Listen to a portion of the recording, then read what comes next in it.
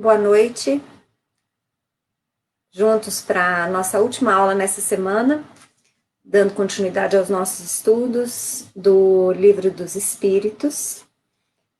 Já estamos na segunda parte, e ontem nós começamos o subtítulo A Alma. Paramos o nosso estudo na questão 136. Nessa questão 136, os espíritos afirmam que a alma independe do princípio vital e afirmaram também que, cessada a vida do corpo físico, a alma o abandona. Várias vezes eu já ouvi questionamentos nos nossos grupos de estudo se a morte ocorre quando o espírito deixa o corpo físico ou como isso se dá. Nós vamos ainda ver um pouquinho mais no decorrer dos estudos nossos sobre isso, mas basicamente nós vamos perceber que a morte do corpo físico, quer dizer, quando o corpo físico cessa de funcionar, quando os órgãos já não podem mais funcionar, então eles cessam, geralmente órgãos vitais, a tal ponto, porque o organismo, a sabedoria divina é tão grande, que dependendo da área atingida, lesionada no corpo físico, seja ela, se ela não for vital, digamos assim, o próprio corpo físico, ele consegue manter o seu trabalho desviando algumas funções. Então, por exemplo, os neurocirurgiões, os neurologistas, né, alguma coisa na ciência diz que dependendo da área cerebral, quando ela é afetada, ela é lesionada, o cérebro, ele desvia de função. Outros neurônios, outras áreas cerebrais, podem assumir parcelas daquela função cuja área foi lesionada. Mas, dependendo do órgão, dependendo da área no corpo físico, o restante não consegue manter um mínimo de equilíbrio e de harmonia para que a vida prossiga. Então, quando o corpo físico deixa de funcionar, quando há a morte do corpo físico, o espírito a abandona. Não acontece de o espírito abandonar antes do corpo físico cessar o seu funcionamento. Porque vocês devem lembrar, e ontem nós ainda falamos sobre isso, que o nosso perispírito está ligado molécula a molécula ao corpo físico. Então, esse desligamento do espírito em relação ao corpo físico não é algo que dependa única e exclusivamente da vontade. Então, eu, em desdobramento, falo assim, não quero mais voltar para o corpo físico. Então, vou ficar por aqui pela espiritualidade mesmo. Não é assim que funciona. Existem leis. As leis naturais que nós estudamos e que a gente vê a sua aplicação no universo todo, leis que a ciência chama de leis físicas, leis químicas, astrofísicas, na ciência que leis da genética, pois é. Então, há imperativos que o espírito também tem de seguir a título de leis. Então, não é só a nossa vontade que prevalece. Então, eu ainda, pelo menos, não tomei contato de nenhum caso na literatura, naquilo que eu já estudei, nas informações que eu já obtive, de um espírito resolver que não quer mais retornar ao plano físico, e aí ele abandona o corpo físico, e depois disso é que o corpo físico deixa de funcionar. Então, até onde eu sei, primeiro o corpo físico deixa de funcionar, para depois a alma se desprender. Tanto é assim que nós estudamos também, nós espíritas, que são dois fenômenos diferentes, a morte e a desencarnação. Vocês vão rir. Morte é quando o corpo físico deixa de funcionar. Então, o veículo físico já não mostra nenhuma capacidade de prosseguir servindo a alma, servindo ao espírito. Então, essa é a morte, que ocorre no momento de cessação deste funcionamento dos órgãos, do aparelhamento vital entrar em colapso. Cessa a vida. Ali é a morte. A desencarnação, ela pode acontecer alguns momentos após a morte física, algumas horas, alguns dias e um tempo não pré-determinado após a morte do corpo físico. A desencarnação só vai acontecer quando todos estes liames, todas estas ligações entre o perispírito e o corpo físico deixarem de existir, se romperem ou forem desligadas. Quanto mais, vamos colocar assim, desapegado a pessoa, quanto mais ela conhecer da vida após a morte, ou ela eleger o bem como prática da vida, e aí vale a pena a gente falar que aí não são só espíritas, não. Esse desapego que a gente fala envolve, por exemplo, a pessoa não sentir medo de morrer. Então, quanto mais houver essa confiança no Criador, essa aceitação do fenômeno da morte, digamos assim, de que a certeza de que a vida continua, mais fácil é o desligamento do espírito pelo perispírito e do corpo físico. Existem equipes espirituais bastante atuantes e especializadas que se incumbem de auxiliar espíritos desencarnando em qualquer lugar. Mas vocês me perguntam, e nas mortes violentas, isso também se dá? Porque não houve, muitas vezes, programação. Geralmente, nessas mortes violentas, o rompimento dos laços entre o corpo físico e o perispírito é mais bruto, é mais repentino. E isso acaba, muitas vezes, acarretando um período de perturbação ao espírito, às vezes mais prolongado. E aí vale a pena a gente falar que essa perturbação do espírito, geralmente ela se apresenta com o espírito dormindo. Então, em casos, por exemplo, de acidentes, casos dramáticos de muitos jovens que desencarnam repentinamente, não pelo suicídio, por um caso fortuito, uma violência de outra pessoa ou no trânsito, estes espíritos, via de regra, eles são adormecidos por conta do próprio choque, do rompimento destes elos. E ele permanece adormecido, sob as bênçãos da misericórdia do Senhor, até mesmo para protegê-lo, porquanto o choque emocional para a família que permanece viva é muito duro. Então, é invariável os momentos de desespero. Então, se há merecimento por parte da família e por parte do espírito que desencarnou, este espírito é mantido dormindo, para que ele não sinta o mesmo desespero que a família está sentindo, para que ele não sinta os embates energéticos, né, das mensagens constantes, dos pensamentos de súplica constante, de desespero, para que ele não sinta isso. Espíritos muito apegados à matéria, espíritos violentos, almas cruéis, eles em geral têm um desencarne mais sofrido, mais demorado. Muitos deles não têm esse acompanhamento da espiritualidade, esse acompanhamento delicado. É preciso que haja o tempo atuando justamente para que se quebre um pouco dessa maldade, dessa crueldade, desse apego nestes espíritos que estão desencarnando. Então aqui nós falamos, claro que rapidamente, não estamos abordando esse assunto, não é esse assunto que é da agora da lição, mas para que vocês tenham mais ou menos pálida ideia entre morte e desencarnação.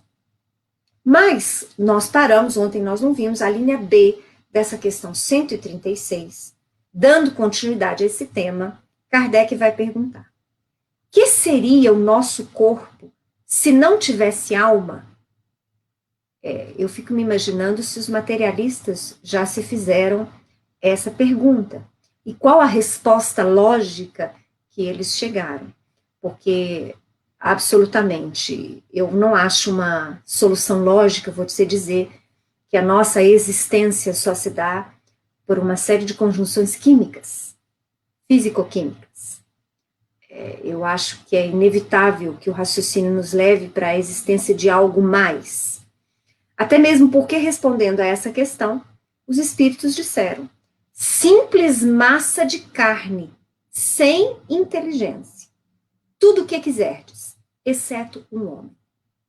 Então, se porventura fosse possível um corpo sem alma, seria isso. Uma simples massa de carne, sem nenhuma inteligência. E, portanto, não seria um homem. Continua Kardec na questão 137. Um espírito pode encarnar a um tempo em 2 corpos diferentes? Não. O espírito é indivisível e não pode animar simultaneamente 2 seres distintos. E aqui, Kardec, no seu comentário, ele vai dar uma dica, né? Aliás, não é nem Kardec, acredito que seja o Guilom Ribeiro, que é o tradutor que eu adoto no estudo do Livro dos Espíritos. Então, ele fala assim que é para ver o Livro dos Médiuns, capítulo 7, da bicorporeidade da transfiguração. Bom, nós não estamos estudando o Livro dos Médiuns, mas só para que vocês tenham uma pálida noção sobre esses 2 quesitos. Então, vindo da afirmação dos espíritos que não é possível que o espírito habite 2 corpos físicos ao mesmo tempo, uma vez que o espírito é indivisível. O que seria, então, a bicorporeidade? Na bicorporeidade é um fenômeno mediúnico, é uma faculdade mediúnica, que se trata de um desdobramento, consciente ou inconsciente. A bicorporeidade seria, então, a hipótese, e existem casos relatados no Livro dos Médiuns, na revista Espírita, vários casos assim acontecendo, de uma pessoa às vezes estar num local com algumas pessoas e de repente ela silencia por breves instantes e ela é vista, depois se vai saber sobre isso, em outro local e ela pode se manifestar, ela pode conversar. Então, na verdade, o que acontece não é a utilização de corpos físicos, de 2 corpos físicos ao mesmo tempo. O que aconteceu ali é que o espírito se desdobrou e por circunstâncias especiais, pela própria natureza da faculdade mediúnica daquele ser, ele consegue se materializar em outro local, conversar, fazer o que ele quer fazer, ou obter informações que ele precisa, e depois ele retorna ao seu corpo físico. Então, o corpo físico denso da matéria está no lugar. A bicorporeidade vai falar deste desdobramento do espírito e consequente materialização para que os outros vejam. Porque existem casos também em que há a possibilidade deste desdobramento do médium, do espírito do médium. O médium observa o que está acontecendo em outro local e volta e presta informações da onde ele esteve. Mas, naquele outro lugar em que ele esteve, as outras pessoas não o puderam ver. Por quê? Porque ele estava em espírito. Tá? Então, há diferenças, várias nuances. As faculdades mediúnicas, elas são muito diversas. O médium, assim como nós somos indivíduos excepcionais no sentido de sermos únicos. Então, você não vai ter uma faculdade mediúnica igual exatamente a outra.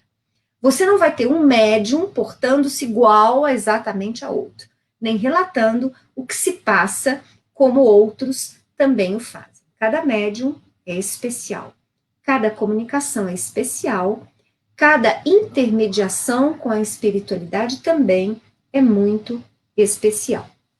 Na questão 138, Kardec pergunta: que se deve pensar da opinião dos que consideram a alma o princípio da vida material?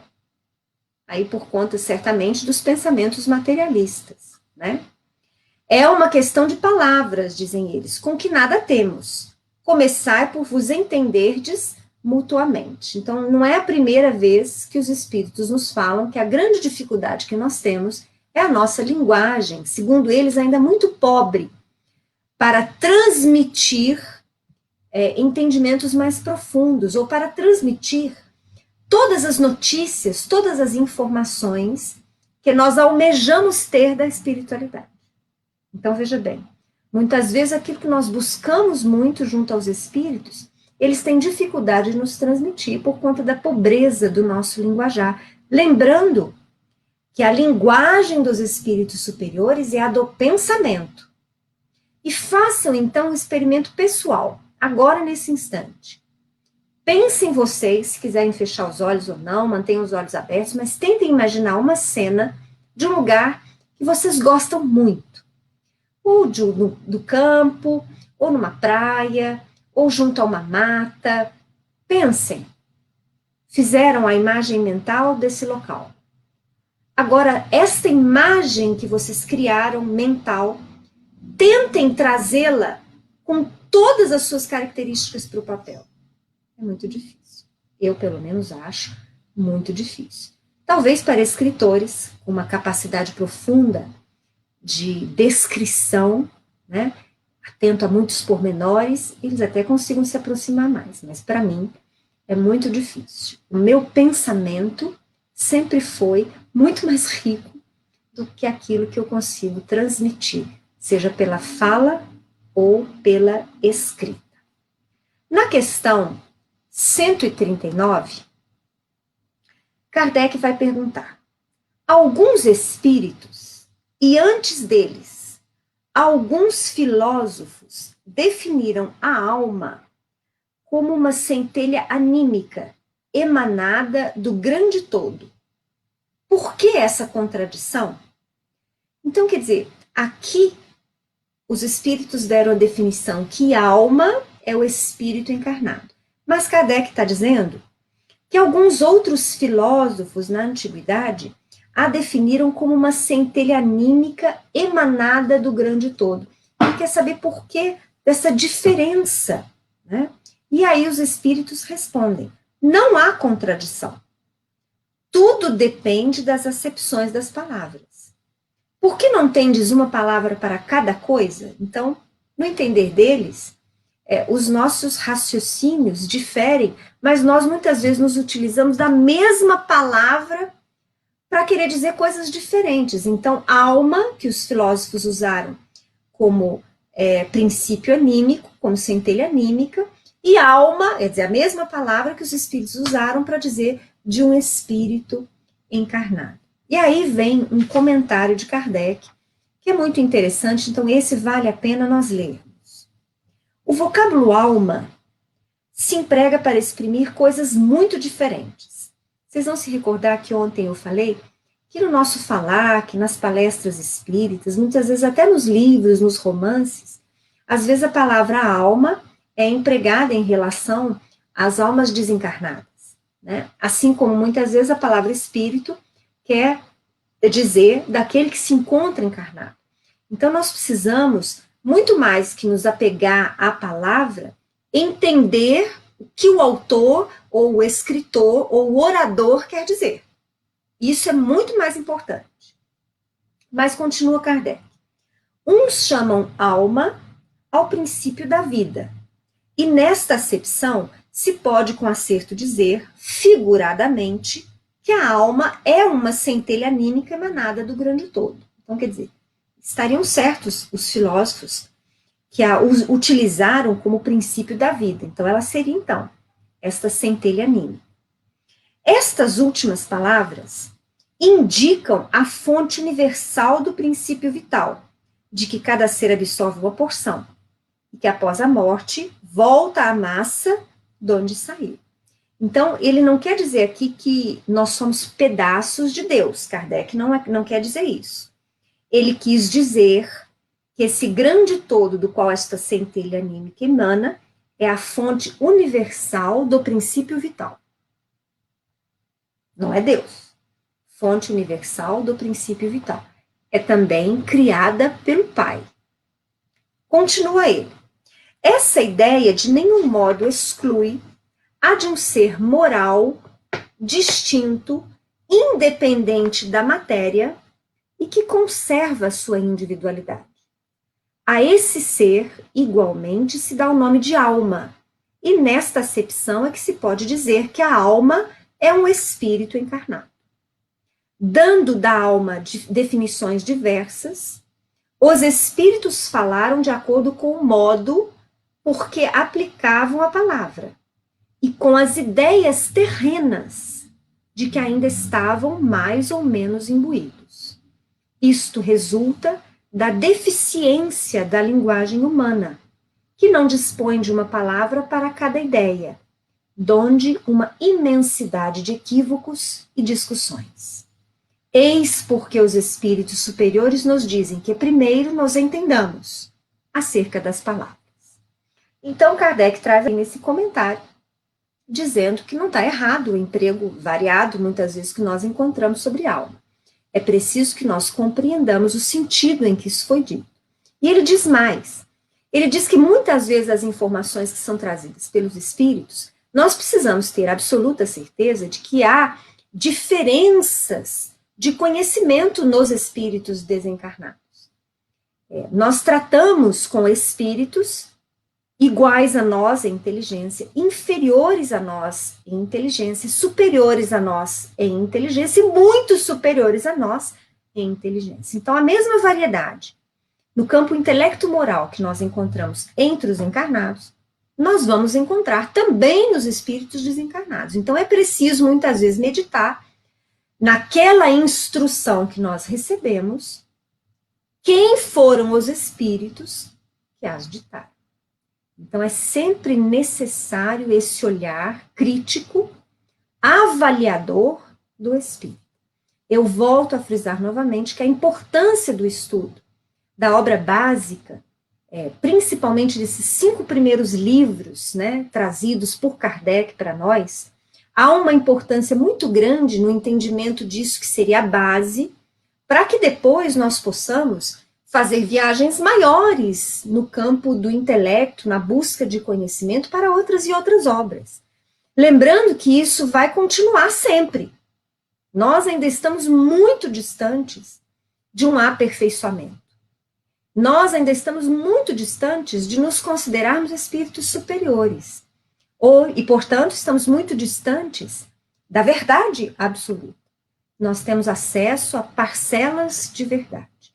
Então, a base da codificação é uma parcela da verdade.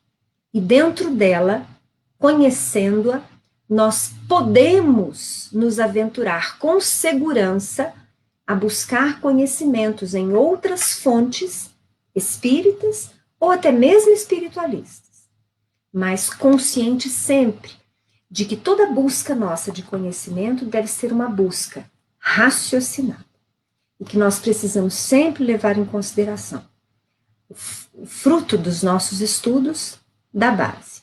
Mas se houver dúvida, isso o próprio Kardec diz, se houver dúvida naquele conhecimento que você buscou e que você obteve, se você tiver dúvida se aquilo está contra ou não a base da codificação espírita, procure a base das lições do Evangelho de Jesus. Se tiver consonância com eles, ótimo. Você pode abraçar esse conhecimento. Se não estiver, se estiver batendo de frente com as lições amorosas, compassivas, respeitosas e consoladoras do Evangelho de Jesus, é muito provável que aquilo seja falso. Então, prestem muita atenção. É possível ler absolutamente tudo. Eu mesma gosto muito de ler. E leio tudo. Se alguém chegar para mim e falar assim, que essa obra foi proibida, alguém proibiu, eu quero ler. Porque eu já não aceito mais que alguém defina para mim o que é proibido e o que é permitido. Agora, eu posso ler. E no primeiro capítulo decidi que aquilo é um lixo, que eu não quero continuar lendo. Mas eu é que devo decidir. Então, assim deve se portar todo espírita consciente. Nós precisamos estudar e amar. E estudar sempre com bom senso, raciocinando. Bom, continua Kardec, então, na questão 140. Ele pergunta, que se deve pensar da teoria da alma subdividida em tantas partes, quantas são os músculos, e presidindo assim a cada uma das funções do corpo? Eu fico imaginando que isso aqui devem ser teorias lá do século XIX. Eu podia até ter perdido algum tempinho pesquisando sobre isso para trazer para vocês essa curiosidade, mas infelizmente eu não consegui. Então fica aí no campo da presunção, que eu acho que Kardec trouxe isso, porque devia ser algo comentado na sua época, porque atualmente não se fala mais nisso, né? Que a alma estaria subdividida em tantos músculos que você tenha no corpo. Mas enfim, a esta questão os espíritos responderam. Ainda isto depende do sentido que se empreste à palavra alma. Se se entende por alma o fluido vital, essa teoria tem razão de ser. Se se entende por alma o espírito encarnado, é errônea. Já dissemos que o espírito é indivisível. Eles firmam aqui. Ele imprime movimento aos órgãos, servindo-se do fluido intermediário, sem que para isso se divida. Então, olha só, o espírito se utiliza do fluido vital que anima o corpo físico. O que vale dizer que o fluido vital anima, ou seja, ele está presente, ele está circulando em todo o organismo físico, em cada órgão, atuando em cada função, em cada célula do nosso organismo. Então, por isso que Kardec fez, os espíritos fizeram a divisão. Se você acha que alma tem o sentido de fluido vital, estaria certo, porque realmente você tem o fluido vital em cada músculo do seu corpo, em cada zona do seu corpo, em cada célula do seu corpo há fluido vital. Mas, se o seu entendimento é de que alma é esse ser individualizado, é o espírito encarnado, então não, porque o ser é o todo, é quem administra digamos assim, a atuação do fluido vital no corpo físico. Na linha A, Kardec ainda pergunta: entretanto, alguns espíritos deram essa definição. E aí os espíritos respondem: os espíritos ignorantes podem tomar o efeito pela causa. Então aí eles foram, né, se até então eles estavam sendo delicados, né, dizendo que podia variar o entendimento, agora eles falam que os espíritos ignorantes podem tomar o efeito pela causa. E aí aqui o comentário de Kardec é muito interessante. Diz ele: a alma atua por intermédio dos órgãos e os órgãos são animados pelo fluido vital, que por eles se reparte, existindo em maior abundância nos que são centros ou focos de movimento.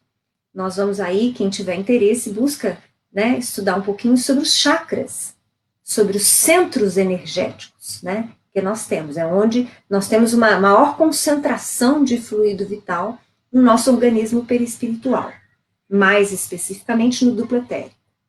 Esta explicação, porém, não procede, desde que se considere a alma o espírito que habita o corpo durante a vida e o deixa por ocasião da morte. Então, depois dessas questões, fica mais fácil para a gente conversar, para a gente formar um entendimento, diferenciar alma de fluido vital.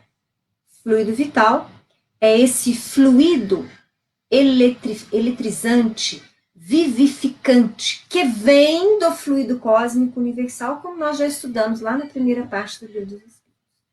E alma é o espírito encarnado. Então, há diferença entre eles. E é preferível para nós, para que nós nos confundamos menos, evitar utilizar, então, a alma no sentido de fluido vital. A alma no sentido de espírito. Quando a gente precisar falar de fluido vital, vamos falar de fluido vital. Ou então, fluido animal. É tudo basicamente a mesma coisa. Só vai mudar os termos que são utilizados. Bom, e aqui a gente vai se despedindo nessa semana dos nossos estudos. Amanhã a gente volta. Amanhã não, amanhã é sexta-feira. Só na terça-feira que vem a gente volta para mais um estudo rápido na nossa meia hora. Eu quero agradecer a presença da Denise, do Carlos, da Tereza. Que bom ter você aqui, Tereza. Saudades de você, minha querida. Muito bom. Do Anderson Mazeu também. Obrigada, eu vejo que vocês têm acompanhado os estudos. Espero que vocês estejam gostando. Se tiverem alguma sugestão, alguma dúvida, se quiserem colocar algo que achem interessante, podem postar, porque nós estamos aqui entre amigos, estudantes todos. Um grande beijo para vocês, um abraço aos outros companheiros que vão também ver os estudos nos outros horários possíveis. Até terça-feira que vem, às 7 horas da noite.